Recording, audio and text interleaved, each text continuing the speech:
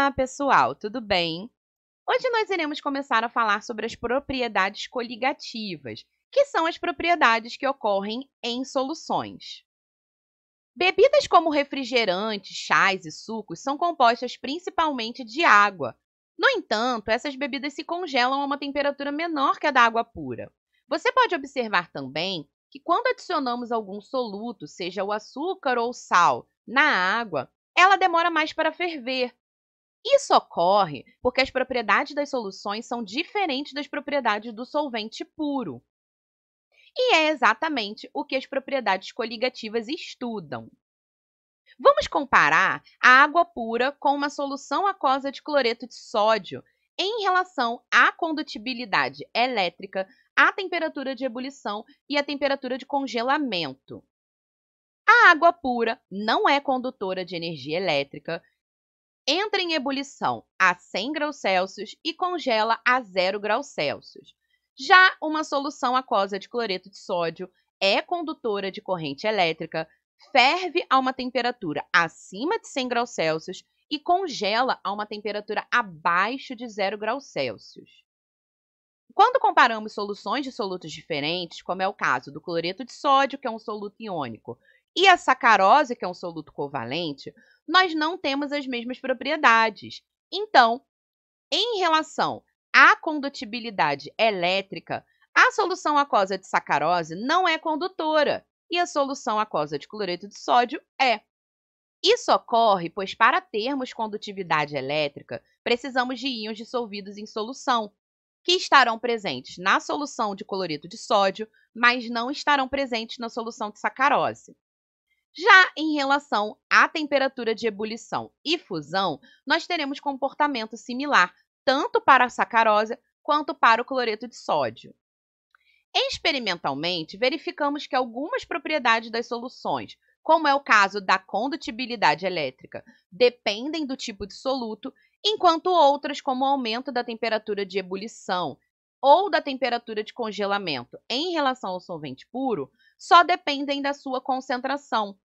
As propriedades que só dependem da sua concentração são o que nós chamamos de propriedades coligativas. As principais propriedades coligativas são a tonoscopia, a ebulioscopia, a crioscopia e a pressão osmótica. Para entendermos melhor como funcionam as propriedades coligativas, vamos relembrar as mudanças de estado físico. Nós temos do sólido para o líquido a fusão, do líquido para o gasoso a vaporização, que também pode ser chamada de evaporação ou ebulição, dependendo de como é realizada. E, no sentido inverso, nós temos a liquefação ou condensação, do gasoso para o líquido e do líquido para o sólido, a solidificação. Lembrando que, quando passamos do sólido direto para o gasoso, temos um processo de sublimação. Todas as mudanças de estado físico podem ser justificadas pelo conceito de pressão de vapor, que nós veremos a seguir. Uma outra maneira de representarmos as mudanças de estado físico é através de um diagrama de fases, que é um gráfico que indica as condições de temperatura e pressão necessárias para termos cada um dos estados físicos. Aqui nós temos a representação do diagrama de fases para a água, considerando a pressão de 760 milímetros de mercúrio, ou 1 atm, que é a pressão atmosférica, nós temos a água passando do estado líquido para o estado gasoso na temperatura de 100 graus Celsius. Quando temos uma pressão atmosférica menor, a água passa para o estado gasoso em temperaturas menores. E isso também pode ser observado para as outras transições de estado físico. O diagrama de fases apresenta também o que nós chamamos de ponto triplo, que é o ponto onde as fases sólida, líquida e gasosa se encontram a uma pressão e a uma temperatura específica. Então, vamos falar sobre o conceito de pressão de vapor. Nós sabemos que a temperatura de ebulição da água ao nível do mar é 100 graus Celsius, mas a água também passa do estado líquido para o estado gasoso em temperaturas inferiores a 100 graus Celsius, que é o que ocorre na evaporação natural da água. Vamos considerar um sistema hipotético em que temos água pura confinada dentro de um recipiente isolado. Após um certo tempo, mesmo que não haja mudança na temperatura, a água irá começar a evaporar. Essa evaporação é percebida visualmente pela diminuição da quantidade de líquido dentro do recipiente. Como o recipiente está isolado, em um determinado momento, a quantidade de líquido não irá mais variar. Isso não significa que a evaporação tenha parado de ocorrer, mas sim que, após um intervalo de tempo, o número de moléculas que saem do líquido para o vapor será igual ao número de moléculas que saem do vapor para o líquido. Ou seja, nós temos o que chamamos de um equilíbrio. No estado de equilíbrio, a quantidade de vapor produzida é a máxima possível e a pressão medida dentro do recipiente é chamada de pressão máxima de vapor de água, ou simplesmente pressão de vapor de água. Essa tendência de evaporação varia para cada líquido. Se molharmos um lenço ou um pedaço de papel com um pouco de acetona e outro com a mesma quantidade de água, o lenço com acetona secará mais facilmente. Portanto, conclui-se que a tendência da acetona evaporar-se é maior que a da água. E dizemos que a acetona é mais volátil que a água. Em experiências onde utilizamos copos abertos com volumes iguais de água e acetona, nós poderemos observar, após um determinado tempo, que a acetona evaporou mais do que a água. E isso se deve à pressão de vapor maior que esta substância possui. Se repetirmos a experiência realizada no recipiente fechado, usando acetona em vez de água, haverá mais vapor no estado de equilíbrio, pois a acetona é mais volátil que a água. Isso significa que, na experiência realizada com acetona, eu tenho mais moléculas no estado de vapor do que na experiência realizada com a água. Portanto, em uma mesma temperatura, a pressão de vapor da acetona é maior do que a pressão de vapor da água. Além do tipo de líquido, a pressão de vapor depende também da temperatura. As moléculas de um líquido têm energia e se movimentam.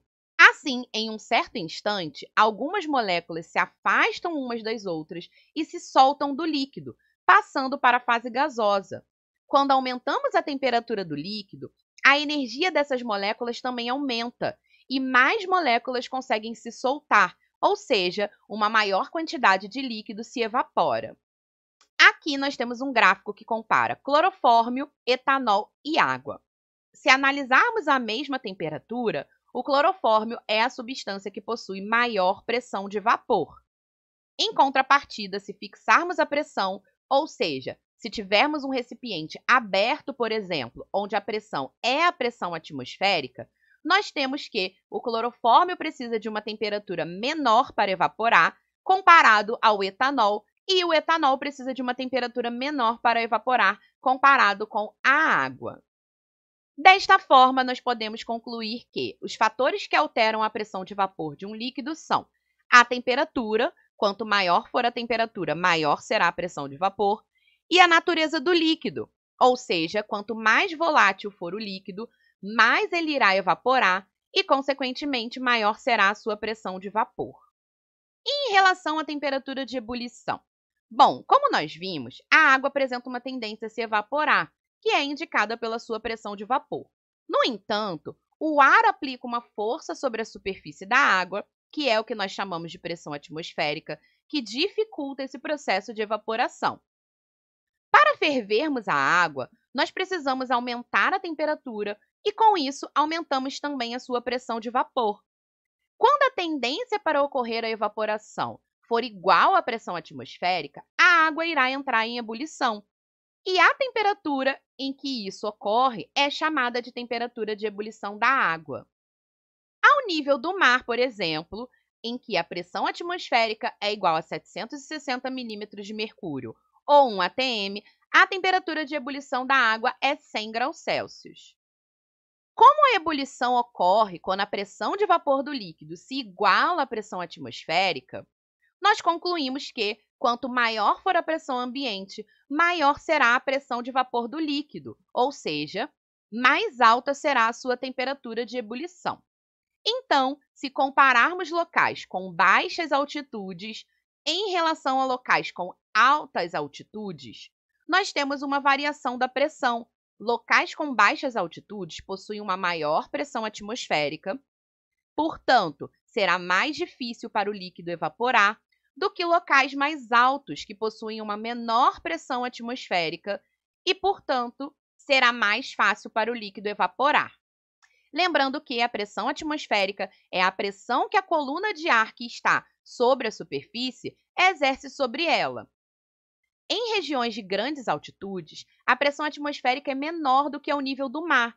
Assim, nessas regiões, a água ferve a temperaturas menores do que 100 graus Celsius. Aqui, nós temos a comparação da temperatura de ebulição da água ao nível do mar, que é 760 milímetros de mercúrio, na cidade de São Paulo, que é uma pressão um pouco menor, que equivale a 700 milímetros de mercúrio, e no Monte Everest, que possui uma pressão atmosférica de 244 milímetros de mercúrio. Nós podemos observar que, quanto maior a altitude, menor a pressão atmosférica e, consequentemente, menor a temperatura de ebulição da água. Você já parou para pensar como funciona a panela de pressão? Durante o aquecimento, parte do vapor de água formado não consegue sair, pois a panela está fechada. O acúmulo desse vapor torna a pressão dentro da panela maior do que a pressão atmosférica, fazendo com que a água ferva a uma temperatura maior do que 100 graus Celsius, e dessa forma o alimento cozinha mais rapidamente. A pressão atingida dentro de uma panela deste tipo fica em torno de 2 atm e a temperatura de ebulição da água fica entre 120 e 130 graus Celsius. Se compararmos em um gráfico as três situações vistas, nós temos que, dentro da panela de pressão, nós temos uma pressão atmosférica maior, em torno de 2 atm, então a água terá a sua temperatura de ebulição maior, 120 graus Celsius. Ao nível do mar, 1 atm, nós temos que a temperatura de ebulição da água é 100 graus Celsius e no alto de uma montanha, por exemplo, a 0,7 atm, a temperatura de ebulição da água é menor, 90 graus Celsius. Vale lembrar que a capacidade de evaporação ou ponto de ebulição de um líquido submetido a uma determinada pressão atmosférica depende das forças intermoleculares. Quanto mais intensas forem as forças intermoleculares, mais difícil será a evaporação, logo, maior o ponto de ebulição deste líquido. Bom, gente, essa foi a nossa aula de hoje. Espero que vocês tenham entendido e até a próxima!